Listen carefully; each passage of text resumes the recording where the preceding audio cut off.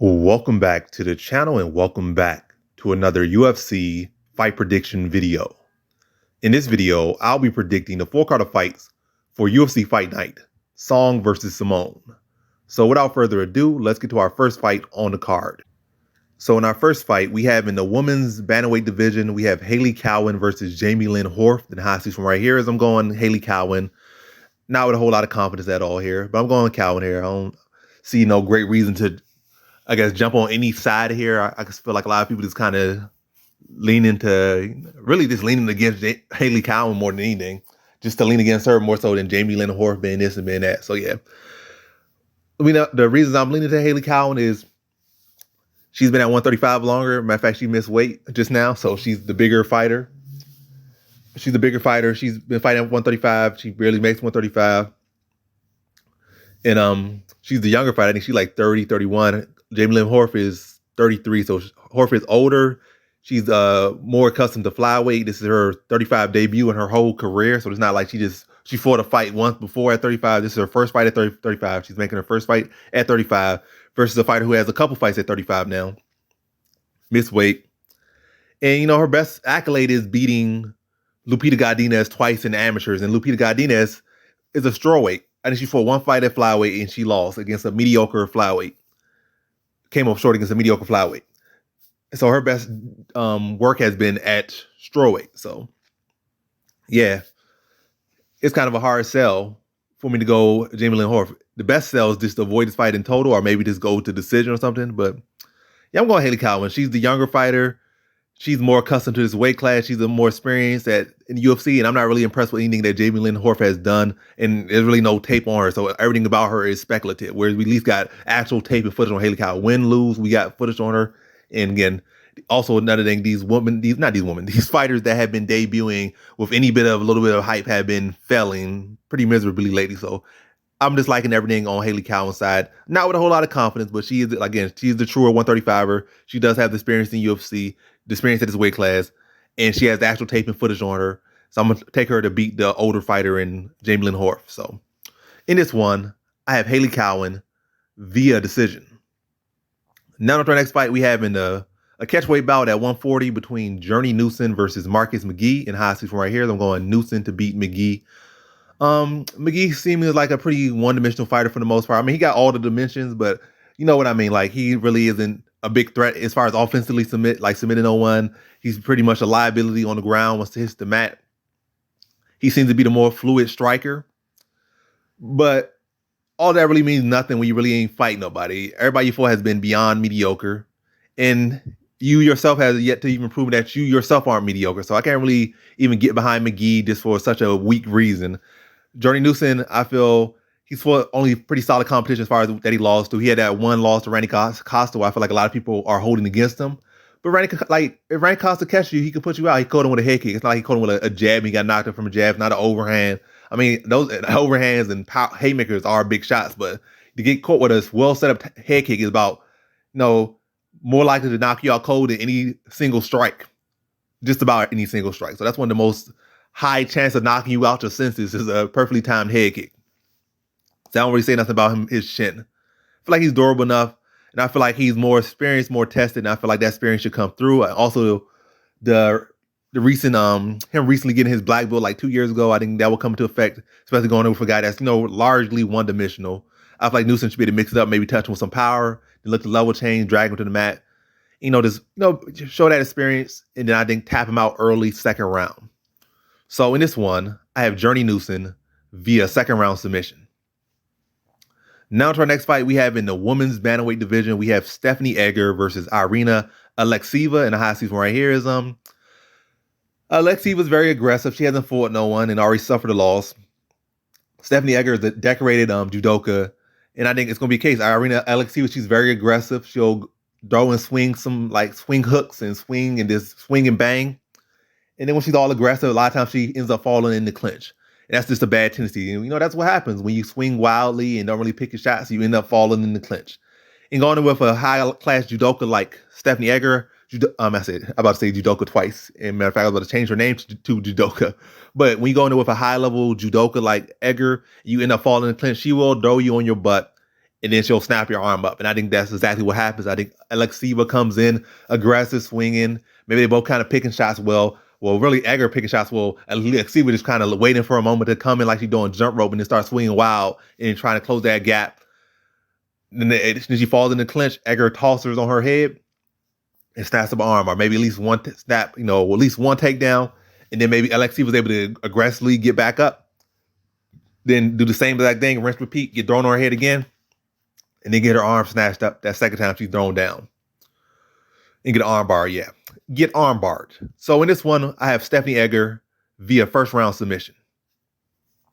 Now to our next fight we have in the flyweight division. We have Cody Durden versus Charles Johnson in the high stakes one right here. As I got Durden to win here. About average confidence. I just feel like Charles Johnson's wrestling defense is still pretty questionable for me. I think on Durden's side, his cardio is a little bit questionable. So a very close fight, to be honest, no matter how you cut it. But I like Durden as a dog here between these two guys. I feel like he should have been the favorite, in my opinion. And I feel like he has more ways to win. I feel like Johnson's best way to win is maybe decision or knockout. Where I feel like Durden could potentially, I don't think Durden will knock Johnson out. Really, I think the highest likely thing to happen here is a decision on either way. But yeah, I feel like Durden could mix it up more. I feel like Johnson is going to be striking, whereas Durden could wrestle. He could throw bombs or throw some shots. But ultimately, I feel like he's going to get some good control time on the ground. And maybe fade a little bit in third, but is able to win really off the work of his first two rounds and the control time, make some power shots over Johnson. Johnson's a very solid fighter, but I still question his wrestling defense. Don't really have that the greatest power either. But definitely, for sure, the cleaner striker, more technical boxer, all that. But wrestling defense, questionable, lack of power. And, just bringing one thing. It's not like it's so spectacular that's going to cover the whole board, I feel. So, yeah, Cody Durden to get the takedown control time, maybe some power shots, and then just able to hold on the third round and get a decision victory over Charles Johnson. So, in this one, I have Cody Durden via decision. Now to our next fight we have in the heavyweight division. I already about to give my prediction before I even say it. But Martin Buday versus Jay Collier. There again, I already said my prediction, Martin Buday. I'm going to say Martin Buday decision. I feel like he's the truer heavyweight.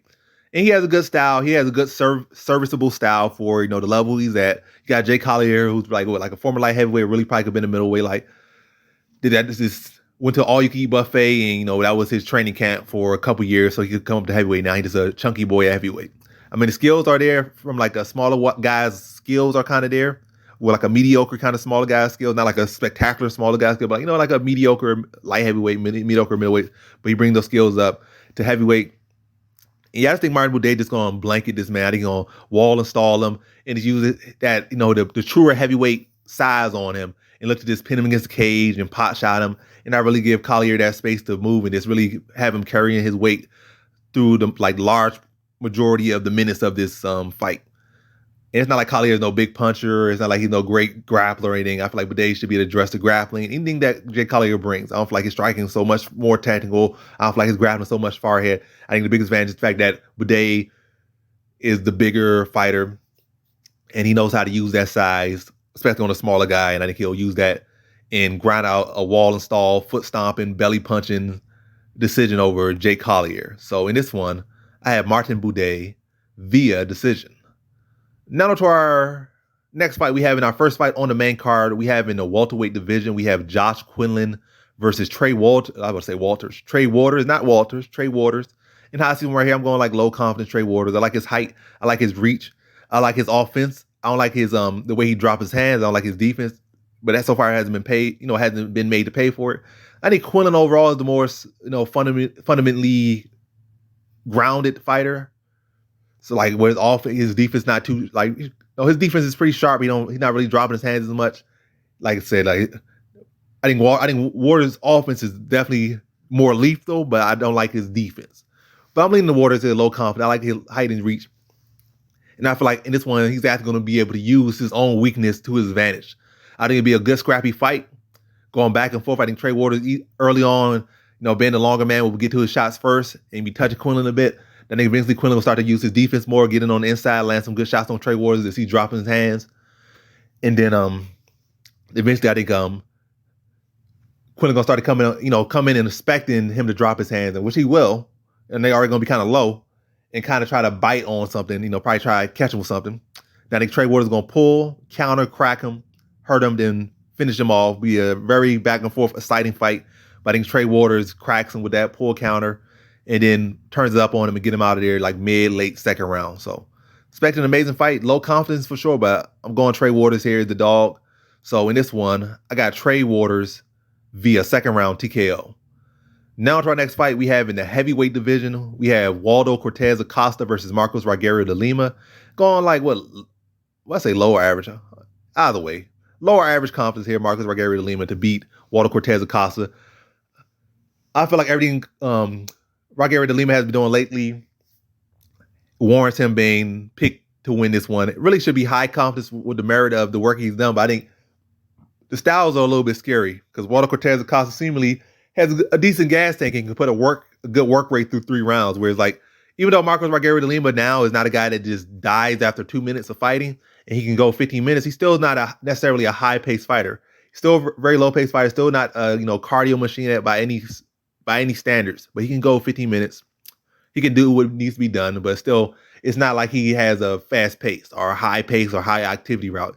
And so, like I said, his overall conditioning has gotten better. He's dinking more out there, but still, he's not that cardio machine, or he's not a guy. If you're gonna talk about cardio, you're not gonna talk about him as far as on a positive note. That's all I'm gonna say. You're not gonna talk about him. Maybe on a negative note, you might say, well, yeah, this guy used to be the poster boy for terrible cardio, but he's changing things around, but he still ain't fully there yet. So that's what makes this fight scary in some sense. But yeah, just judging based off the recent work of both guys, I got to go Regario de Lima. It's like I can't lean the other way. Waldo Cortez Acosta fought literally like the 2 worst guys at heavyweight, basically, in his last 2 fights. And both fights, none of them were washouts. Both went to decision. But yeah, I think Regario de Lima is the more well-rounded fighter. I feel like he could find Acosta's chin. I feel also he could find Acosta's legs, probably chew up the legs, take away some of the movement, and then find the shots up top. And maybe even just start to drag him to the mat and then work on some ground and pound. Also, Acosta, Waldo Cortez Acosta's takedown defense ain't all that great. I've seen this man taken down so many times at so many different low levels of the game. So I think Regario de Lima will be able to chew the legs down, pressure, land big heavy shots, and drag him to the mat for like a second round TKO. Just put his belly on him and then start dropping ground and pound on a wounded Acosta who's like really on one leg at that point. Doesn't really check leg kicks the best. Doesn't have the best takedown defense. Regario de Lima is going to chop the leg up, pressure him, land big shots, and look to scoop him to the mat and then land a vicious ground and pound on him and get him out of there second round. So in this one, I have Marcos Regario de Lima via second round TKO. Now on to our next fight, we have in the featherweight division, we have Julian and Rosa. We have Julian and Rosa versus Fernando Padilla. In high season right here, I'm going low confidence Julian and Rosa. And I'm gonna say second round TKO. So it was like 3 second round TKOs in a row. Yep. Going Julian and Rosa versus I'm going, where my mind at? My mind just did a loop. Like I just got reset. Yeah, Julian Rosa second round TKO over Fernando Padilla. My mind getting reset, getting skipped. I'm like an old record player right here. But yeah, what I'm saying from Fernando Padilla, I like his mentality. He's a young guy and stuff, but his body of work just does not warrant me leaning to him. It's not like he's a power puncher. Like, oh my gosh, Rosa coming off a knockout loss, and then Padilla's this big heavy hitter. Yes, he's unproven, but he has like super heavy hands. He's a mean inside fighter with big lethal hands, clean boxing. He was a legit Golden Gloves champion, Nationals champion and stuff. The guy's a killer. He was a Mexican standout in Mexico and whatnot. He's not like he's a scrappy fighter. I feel in reality his best skill set is his BJJ. Then the second best thing probably his heart. Just that inner fight that he has. But Rosa has that fight as well, and I felt when you look at Rosa, most of his losses have come to being knocked out. So Padilla not really having notable heavy hands. Well, Alexiev didn't have notable heavy hands, but then again, he was a veteran, and he had had moments where he had caught people and stuff. Whereas Padilla, like he's not this veteran, he's this young kid, very untested, hasn't fought no one, and he's coming here fighting the veteran who was riding probably the best streak of his career up until losing to Caceres, another guy like Rosa who's a wild card. But yeah, to sum it up, Padilla, I don't see him having that power that has caused Rosa issues in a lot of his losses. Skill-wise, Rosa is a far more skilled fighter. He's still very much in his prime. Rosa is. and he's far more experienced. I think Padilla probably will give him a good scrap, but I think Rosa going to be able to put the young kid away in the second round. I think it's going to be a good scrappy fight. Padilla going to show a good account for himself, but overall that experience going to come through, that level of skill. It's just going to be a rub. It's going to be a learning experience for Padilla. He'll grow from it, but I think Rosa will be able to get him out of here. Good scrappy fight, but eventually Rosa just eroding over him, just constantly putting the pressure on him. Like, good scrappy fight, but then Rosa started to sting him, start to swarm him, and then start to, probably put him plumb, knees to body, elbows, and just make this a very uncomfortable fight for him and puts him away like late second round. So in this one, I have Julian and Rosa via second round TKO. Now to our next fight, we have in the middleweight division, we have Cody Brundage versus Rodolfo Vieira, and the high seat one right here is I'm going Rodolfo Vieira about, low confidence here to beat Cody Brundage. Rodolfo Vieira, both these guys are, really very green in MMA. I'm not saying like, they don't know nothing about MMA. They know their MMA, they're trained. They've probably been doing, training for MMA several years, half decades and whatnot at this point. But I'm saying it's green in the sense of at this level, you only got so many fights in the UFC. And at this level, like, it's different levels to the game, especially for different fighters. Maybe everybody not John Jones, you don't become champion 3 years into your debut. Everybody not John Jones. For the most part, everybody else, like even you like 30, you come in there, or 28, you come in there at these later ages and stuff. It still takes some time to grow. Like everybody is not a natural, like a Randy Couture or John Jones. But that's why I'm saying green. Both come from grappling backgrounds. Vieira's a world-class BJJ guy, world champion. Brundage is like, he's a wrestler. He ain't come from no exactly phenomenal, legendary background, but he's a wrestler. He is a younger man, which is a good factor for him that, gives me a little bit of concern. I would love it if he was like a 40-year-old guy and Vieira was a younger man. But the fact that he's the younger man, that does give me a little bit of concern, or a good bit of concern to push it low. But ultimately, to get to the point where I would lean to Rodolfo, why I am leaning to Rodolfo Vieira here, is the fact that you might feel that the way for Brundage to win is to stend Vieira and beat him. But when you look at Brundage's record in the UFC, it's been like he's been a first-round fighter. I haven't really seen him be that guy that take people to second, third rounds and win. I mean, it's been like maybe one fight where he has taken to the second round and he has won, but for the most part, his wins and his losses for the most part have come in the first round. So he's been the one who's been going first round. And Vieira on his side, he did get submitted by Anthony Hernandez one time, but he took shots from Anthony Hernandez while he was exhausted. And, I don't think he ever really got notably rocked. He took shots from Chris Curtis. So the man has a pretty sturdy chin. He's pretty durable. And I feel like he's worked on his gas tank. Whereas Brundage, we have seen him hurt several times. So I think Vieira has the better chin on him. He definitely has better grappling pedigree. And we have seen him go 3 rounds and still look good. Even against Chris Curtis, he lost, but I never really seen no slowdown, like no notable slowdown. He was still coming. But Chris Curtis had 100% takedown defense in the UFC. So it's not like he was going there with a guy that was hard to take down. So he can get to his strength. And he still had a relatively competitive fight. Lost clear, but at no point was he looked like he didn't want to be there. He was definitely game the whole fight. Is all I'm saying. So I still have not seen that from Brundage. Vieira is 2 grapplers, background guys. None of these guys are definitely not decorated strikers or notable strikers. So grappling going to go to Vieira. Then striking is a toss-up. But Vieira, I feel, can take the better shots. And Vieira has been able to go longer. So I'm going to go Vieira. I'm going to go, again, a second-round stoppage, second-round sub for Vieira. I think he extends it beyond the first. And then in the second, he finally starts to touch him a little bit more with heavier shots. Then he's able to transition to takedown. And then just cut through him like butter and tap him out second round. So in this one, I have Rodolfo Vieira via second round submission. Now to our next fight, we have in the middleweight division in our co-main event, Kyle Baralo versus Mikhail Oleksiejczuk. And how I feel about this one? High confidence, should be locked, but Kyle Baralo has not been looking good late, but I don't think this one's going to go late anyway. If anything, if either guy wins, it's going to be probably under 1.5, but I'm going Kyle Baralo here. Second round again, second round sub to beat Mikhail Oleksiejczuk here. Oleksiejczuk has had, his takedown defense has been improving, but his grappling defense is still pretty weak, and Kyle Baralo will exploit that. And what I think is going to be the case is I feel like, would I even say why I was kind of feeling iffy about Baralo, a little iffy, why it's not completely a lock and just a high confidence, because he had not been looking good late. And because he hasn't been looking good late. I guess in the Petrosian fight, he kind of faded it late, gave a round. In the Murdoch fight, ended up being a very close fight that he just won based off getting a reverse or like a position in here or there. So he hasn't been looking like strong as he does look early in fights later. Like that's something he has to work on. But he's a young fighter. I think he's a much more talented fighter, much higher ceiling. And I think he has a clear advantage over Mikhail Alexiev in the grappling department.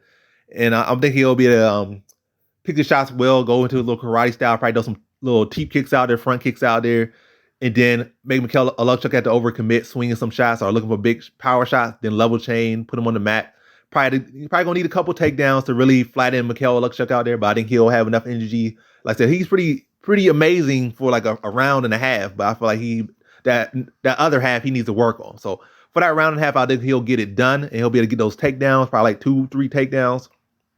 Then by like the third round and probably the third takedown, he'll be able to fully flatten out Alexiev, get some control on him, and then be able to go for the kill and get the submission. And just show the clear, huge gap in grappling between the two. And Kyle Baralo gets that second round submission. So in this one, I have Kyle Baralo via second round submission. Now to our main event, we have in the bantamweight division, Yadong Song versus Ricky Simone. And how I feel about this one, I'm going about average confidence Ricky Simone to beat Yadong Song. Song's an amazing fighter, but I feel like he's largely a one-dimensional fighter. He's largely just a striker. And I feel like Ricky Simone can hold his own with him on the feet, but obviously that's not where he wants to play with him too much. But again, Ricky Simone can hold his own on the feet, but I don't think Song can hold his own with Simone on the ground. And I feel like Simone should be able to get takedowns. Even though like you've been talking about Song, this song, that song, been involved in this, involved in that. I feel like Simone is clearly the one who has shown evolution and has been looking like a true killer. Whereas Song has been like improving in the striking, but I have not seen improvement in grappling. I remember a while back, the Stammen fight, he got wrestled up and really should have lost that fight. The second round should have been, third round should have been in 10-8 or 10-7. This whole round getting mauled on the ground and had no answer. So I saw him struggle with Stammen, a wrestler, years ago. Marlon Vera, I think, was able to get like 2-3 takedowns on him. Just recently, his last fight, what's the name? Sandhagen was able to take him down and get like a minute or 2 minutes of control time. I think it was the second or third round. So it's like, is he really improving on his wrestling defense and his grappling? I'm not sure. This could be the matter of fact, this should be the fight where he can say, yes, I fixed that area of my game. This could be the fight. But I'm not leaning to that. I'm leaning Simone to prove that this is still a weak area in the game. And on top of being a weak area, Simone is just a very good fighter overall. And also, fun fact, this was actually low-key, matter of fact, low-key, I made a whole video where I predicted like all the future champions I predict will be the champions at the end of this year. And I predicted Simone will be the bantamweight champion at the end of 2023.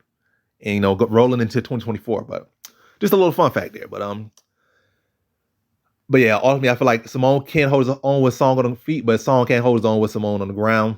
I feel like it'd be to mix up the shots, to maybe get a timing of Song, gain a little respect on the feet, and either maybe get him to cover up and duck underscore takedowns, or get reactions out of Song and get him to commit to shots and then time him, duck under him, scoop him to the mat. No time just wearing on him on the mat.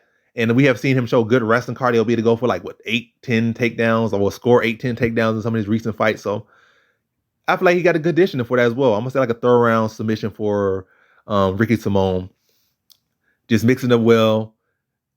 On offense, getting a takedown and getting the reactionary takedowns on Song and just wearing on him over the course of the fight. And then like with each takedown, and he starts to establish control more and wear on Song, and the Song starts to get exhausted, start to, give up position, stop battling on the ground. And from that point, Simone's able to fully start to go into the finishing mode as the fight starts to get beat out of Song on the ground, similar to the Stammen fight. It's on the ground, probably flattening out, getting pounded on, trying to transition to getting hit with elbows, getting cut open, bleeding, probably that same scar tissue he just got from the Sandhagen fight opening, leaking into his eyes. Then he probably used turnover, get him like hit with elbows, turnover, get his back up, give it like let me slow down. He's gonna turn over, give his back up once he get hit with those elbows, blood is leaking into his eyes. It is Simone gonna take his back, flatten him out, and use that same blood, ride his forearm down Song's face using the blood, then slip that arm underneath the neck, then go for the rear naked choke and choke Song out, having forced him to tap in that third round. Probably like 350 of that third round for Simone. So in this one, I had Ricky Simone via third round submission. And that concludes my fight predictions for the 4 card of fights for UFC Fight Night, Song versus Simone. And as always, thanks for watching. Ooh.